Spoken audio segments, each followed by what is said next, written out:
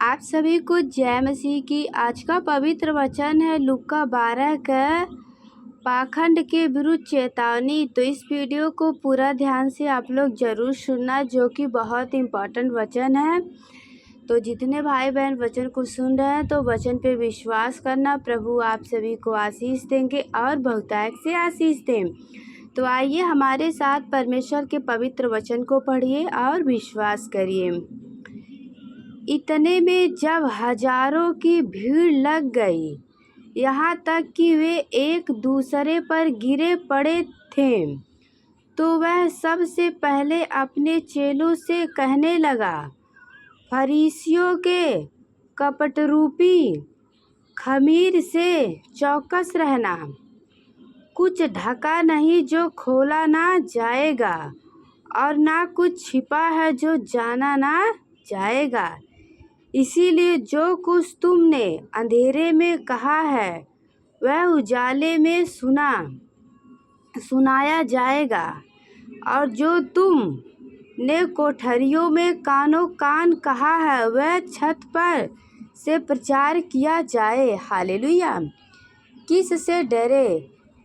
मैं तुम से जो मेरे मित्र हो कहता हूँ कि जो शरीर को घात करते हैं परंतु उसके पीछे और कुछ नहीं कर सकते, उनसे मत डरो। हालेलुया। प्रभु का पवित्र वचन कहता है उससे मत डरो जो शरीर को घात करते हैं परंतु उसके पीछे और कुछ नहीं कर सकते हैं। हालेलुया। मैं तुम्हें चिताता हूँ कि तुम्हें किससे डरना चाहिए। घात करने के बाद जिसको नरक में डालने का अधिकार है उसी से डरो। हाँ, मैं तुमसे कहता हूँ उसी से डरो, क्योंकि 2 पैसे की 5 गौरैया नहीं बिकती तो भी परमेश्वर उनमें से एक को भी नहीं भूलता। तुम्हारे सिर के सब बाल भी गिने हुए हैं, इसीलिए डरो नहीं, तुम बहुत गौरैया से बढ़कर हो। हालेलुया। प्रभु आप सभी को इस वचन के द्वारा आशीष दे और बहुतायत से आशीष दे। तो आप लोग को वचन पे विश्वास है तो कमेंट में आमीन जरूर लिखना। डेली वचन को सुनना है तो चैनल को सब्सक्राइब कर लीजिएगा।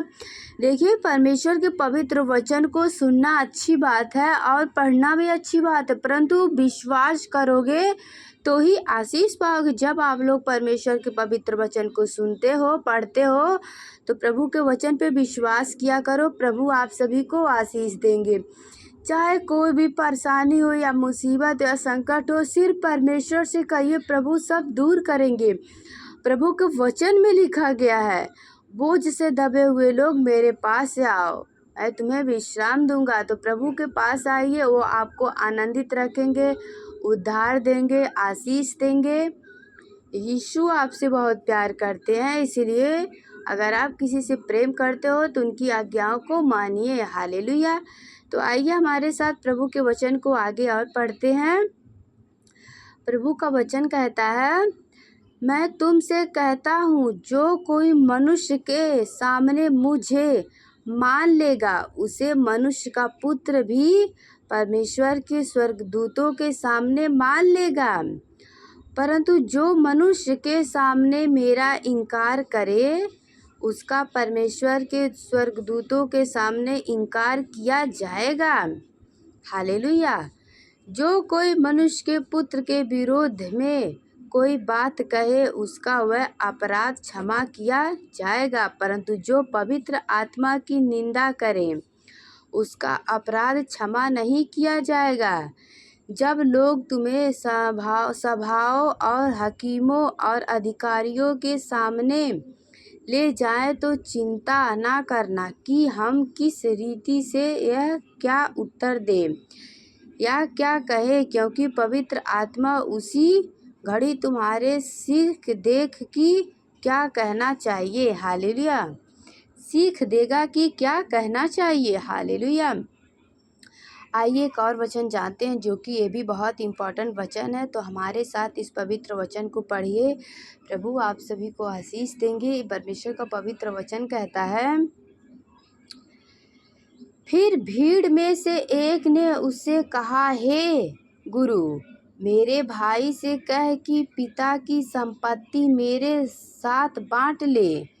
उसने उससे कहा, हे मनुष्य, किसने मुझे तुम्हारा न्याय या बांटने वाला नियुक्त किया है? और उसने उनसे कहा, चौकस रहो और हर प्रकार के लाभ से अपने आप को बचाए रखो, क्योंकि उसी का जीवन उसकी संपत्ति की बहुतायत से नहीं होती। हालेलुया। तो प्रभु आप सभी को आशीष देंगे। आगे हम इस वचन को जानते हैं। उसने उनसे एक दृष्टांतर कहा, किसी धनवान की भूमि में बड़ी उपज हुई। तब वह अपने मन में विचार करने लगा, मैं क्या करूं, क्योंकि मेरे यहाँ जगह नहीं जहाँ अपनी उपज इत्यादि रखूं। और उसने कहा, मैं यह करूँगा, मैं अपनी बकरियों तोड़कर उनसे बड़ी बनाऊंगा और वह अपना सब अन्न और संपत्ति रखूंगा और अपने प्राण से कहूँगा कि प्राण, तेरे पास बहुत वर्ष के लिए बहुत संपत्ति रखी है, चैन कर खा पी सुख से रह। परंतु परमेश्वर ने उससे कहा, हे मूर्ख, इसी रात तेरा प्राण तुझसे ले लिया जाएगा। तब जो कुछ तूने इकट्ठा किया है वह किसका होगा? ऐसा ही वह मनुष्य भी है जो अपने लिए धन बटोरता है परंतु परमेश्वर की दृष्टि में धनी नहीं है। यस, आमीन, हालेलुया। तो इसलिए परमेश्वर पे विश्वास रखिए। जितना प्रभु हम सबको देते हैं उतने में आनंदित रहिए, क्योंकि प्रभु हम सबको वो सब देते हैं जो हमें ज़रूरत रहती है। इसीलिए परमेश्वर का हर बात पे धन्यवाद करिए। प्रभु आप सबके संग हैं, किसी चीज़ की घटी नहीं होने देंगे। इसलिए जो प्रभु आपको दिए हैं उनका धन्यवाद करिए और प्रार्थना करिए, स्तुति करिए, प्रभु की महिमा हो। हालेलुया, आमीन। आइए हम एक और परमेश्वर के पवित्र वचन को जानते हैं। परमेश्वर पर भरोसा रखो। तो सभी भाइयों बहनों जितने वचन को सुन रहे हैं, प्रभु पे भरोसा रखिएगा। आगे हम वचन को पढ़ते हैं। फिर उसने अपने चेलों से कहा, इसीलिए मैं तुमसे कहता हूँ, अपने प्राण की चिंता ना करो कि हम क्या खाएं, ना अपने शरीर की क्या पहने, क्योंकि भोजन से प्राण और वस्त्र से शरीर बढ़कर है। कौवे पर ध्यान दो, वे ना बोते हैं, ना काटते हैं, ना उनके भंडार में और ना खाते होते हैं, तो भी परमेश्वर उन्हें पालता है। तुम्हारा मूल्य पक्षियों से कहीं अधिक है। तुम में से ऐसा कौन है जो चिंता करने से अपनी आय में एक घड़ी भी बढ़ा सकता है? इसीलिए यदि तुम सबसे छोटा काम भी नहीं कर सकते तो और बातों के लिए क्यों चिंता करते हो? सोचनों के पेड़ों पर ध्यान करो कि वे कैसे बढ़ते हैं, वे ना परिश्रम करते ना काटते हैं। तो भी मैं तुमसे कहता हूँ कि सुलेमान भी अपने सारे वैभव में से उनमें से किसी एक के समान वस्त्र पहने हुए ना था। इसीलिए यदि परमेश्वर मैदान की घास को जो आज है और कल भाड़ में झोंकी जाएगी ऐसा पहनाता है तो हालेलुया, हे अल्फा विश्वासियों, वह तुम्हें क्यों ना पहनाएगा। और तुम इस बात की खोज में ना रहो कि क्या खाएंगे और क्या पिएंगे, और ना संदेह करो, क्योंकि संसार की जो जातियों इन सब वस्तुओं की खोज में रहती है। हालेलुया, तुम्हारा पिता जानता है कि तुम्हें इन वस्तुओं की आवश्यकता है, परंतु उसके राज्य की खोज में रहो तो यह वस्तुएं भी तुम्हें मिल जाएगी। यस, आमीन, हालेलुया। तो इसलिए आप लोग चिंता ना करिए, क्योंकि हम सब चिंता करके कुछ भी नहीं सही कर सकते हैं। इसलिए परमेश्वर पे विश्वास रखो, प्रभु सब सही करेंगे। तो इसलिए जितने भाई बहन को वचन पे विश्वास है, प्रभु पे विश्वास है, कमेंट में आमीन लिखें। और आप लोग डेली वचन को सुनिए, प्रार्थना करिए। प्रभु आप सबके संग हैं, सबको आशीष देंगे।